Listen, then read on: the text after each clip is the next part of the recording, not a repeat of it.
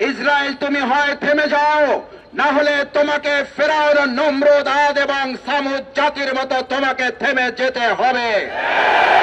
ইসরায়েলের আজকের এই হুঙ্কার, নেতানিয়াহু যেটা বলেছে অহমিকা এবং দম্ভ করে, এটা শেষ নয়, এটা শুরু মাত্র। আর আমরাও ঘোষণা করছি, এটা তোমার আক্রমণের শুরু নয়, এটা তোমার ধ্বংসযাত্রার শুরু করেছে তুমি। নেতানিয়াহু ইসরায়েলকে গোটা পৃথিবীতে নিষিদ্ধ করতে হবে, ইসরায়েলের রাষ্ট্রকে নিষিদ্ধ করতে হবে, ইসরায়েলের বসতি স্থাপনকে নিষিদ্ধ ঘোষণা করতে হবে। গোটা বিশ্ব মুসলিম ঐক্য করে ইসরায়েলের অমানবিক হামলার বিরুদ্ধে দায়িত্বহীন কণ্ঠে আমরা ঐক্যবদ্ধ ভূমিকা পালন করে ইসরায়েলের এই গণহত্যা বন্ধ করব ইনশাআল্লাহ। আউযু বিল্লাহি মিনাশ শাইতানির রাজীম। বিসমিল্লাহির রহমানির রহিম।